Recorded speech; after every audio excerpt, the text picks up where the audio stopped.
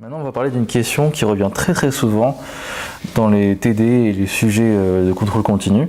Donc peut-être que ça vous sera demandé au contrôle continu. Donc c'est la question écrire la matrice d'une application linéaire dans une base. Alors, beaucoup de mes élèves qui m'ont demandé de réexpliquer cette partie-là, peut-être parce que les profs vont un peu vite dessus et ça leur semble évident. Donc pour ce faire, on va se donner une petite application F ici. Donc elle est évidemment linéaire, donc ça peut être prouvé, mais souvent dans l'énoncé, il vous le donne. Là, on va faire un exemple avec une fonction f de R2 dans R2, donc c'est un vecteur à deux coordonnées, qui renvoie un vecteur à deux coordonnées aussi. Cette application est linéaire, donc ça sera marqué dans l'énoncé souvent. Ou bien ils vont vous demander de le prouver avant. Donc ça a été fait dans la vidéo, une des vidéos précédentes. Ensuite, vous aurez la question suivante. Écrire la matrice associée à f dans la base canonique. Donc ici, on rappelle que la base canonique, c'est dans R2, c'est 1, 0, 0, 1. Donc ensuite, on appelle A cette matrice, qui est la matrice de f de la base canonique. Voilà. Cette notation, vous n'êtes pas obligé de la retenir. Vous pouvez aussi écrire directement A et vous mettez votre matrice ici. Pour écrire A, notre fameuse matrice de f dans la base canonique, il faut écrire plusieurs choses. Donc là, on rappelle déjà quelle est la base qui nous intéresse. Donc le premier vecteur c'est 1, 0, le deuxième c'est 0, 1. Ici, il faudra calculer f de 1, 0. Et ici, il faudra calculer f de 0, 1. J'ai mis ici f de 1, 0 parce que le premier vecteur ici c'est 1, 0. Si ça avait été 0, 1, évidemment j'aurais mis 0, 1 ici. Donc, calculons f de 1, 0. Donc f de 1, 0 c'est 5, 2.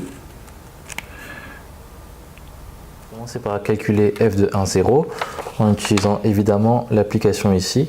Donc j'ai remplacé x par 1 et y par 0. Donc ce qui a donné ici 5 fois 1 moins 12 fois 0. Ensuite, deuxième ligne, il y a eu 2 fois 1 et moins 5 fois 0.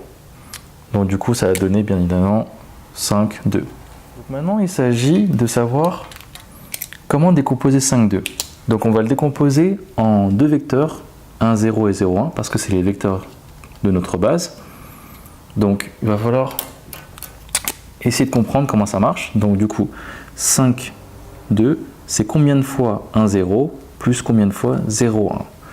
Donc ici, la base, elle est assez simple. Donc du coup, parce que le 1, 0 ici gère la première coordonnée et le 0, 1 ici gère la deuxième coordonnée. Donc du coup, combien de fois 1, 0? Eh bien, comme il y a un 5 ici, ça fait 5 fois 1, 0. Ensuite, combien de fois 0, 1? Eh bien là, pareil, c'est 2 fois. Donc, on essaie de vérifier. 5 fois 1, 0, ça fait bien 5, 0. Et 2 fois 0, 1, ça fait 0, 2. Quand vous les mettez ensemble, en un seul vecteur, ça fait bien 5, 2. Donc c'était bien ça. Et une fois qu'on a ça, c'est super simple parce que du coup, on sait que f de 1, 0, c'est 5 fois 1, 0 plus 2 fois 0, 1. Et bien tout simplement là, je veux dire que comme c'était 5 fois 1, 0, je vais mettre un 5 ici, parce que notre 1, 0 est là. Et 2 fois 0, 1, donc je vais mettre 1, 2.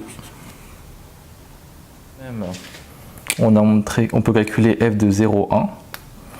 Donc ça fait moins 12, 5. Donc ça fait moins 12 fois 1, 0 et moins 5 fois 0, 1. Donc du coup, tout ce que j'ai à faire, c'est écrire moins 12 ici, car c'est moins 12 fois 1, 0, et moins 5 fois 0, 1. Donc f de 0, 1, je le mets ici, sur cette colonne-là, c'est moins 12 fois 1, 0 et moins 5 fois 0, 1. Alors maintenant, on va voir comment écrire la matrice, encore une fois, de l'application F dans une autre base. Cette fois, c'est plus la base canonique, donc c'est plus 1, 0, 0, 1, mais c'est une autre base donc de vecteurs 2, 1 et 3, 1. Donc le principe est exactement le même que pour tout à l'heure. Donc il faut ici écrire notre matrice. Donc j'ouvre, je l'appelle B. J'ouvre une parenthèse de matrice. Ok. Ensuite, j'écris mon premier vecteur 2, 1. Le deuxième 3, 1. Et ici, je mets f de 2, 1 et f de 3, 1. Donc il s'agit ici de calculer f de 2, 1. Donc je rappelle que f c'est f de xy égale 5x moins 12y, 2x moins 5y. Voilà, donc du coup, en faisant tout ça, j'obtiens 10 moins 12, 4 moins 5, et à la fin, on obtient moins 2, moins 1. Donc la question c'est, moins 2, moins 1, c'est combien de fois 2, 1 et combien de fois 3, 1 ? 2, 1 et 3, 1 étant les vecteurs de la base. Eh bien, on regarde, on voit tout de suite que là, il y a moins 2, moins 1. Donc, quel chiffre je pourrais mettre devant 2, 1 pour que ça fasse moins 2, moins 1 ? Ben, c'est simple, je mets juste moins 1. Moins 1 fois 2, 1, ça fait moins 2, moins 1. Et du coup, ici, je mets quel nombre ? Ben, 0.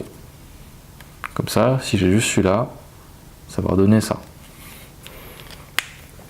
Donc, de même, f de 3, 1, c'est 3, 1. Donc du coup, bah, pareil, là ici, je repère celui qui est le plus proche de 3, 1. Donc j'envoie tout de suite ici, c'est 3, 1. Du coup, 3, 1, c'est combien de fois 3, 1 ? Bah, c'est 1 fois 3, 1. Et donc par conséquent, c'est 0 fois 2, 1. Donc 0 fois 2, 1, ça fait 0. 1 fois 3, 1, ça fait 3, 1. Donc c'est bon. Donc une fois qu'on est là, on a juste à recopier ces nombres-là. Donc là, je mets moins 1, 0. Donc dans cette colonne-là, f de 2, 1. Donc c'est moins 1 fois 2, 1. Et 0, 3, 1. De même, f de 3, 1. C'est 0 fois 2, 1. Donc f de 3, 1. 0 fois 2, 1. Et 1 fois 3, 1. Donc voilà, et c'est comme ça qu'on a écrit notre matrice dans une nouvelle base.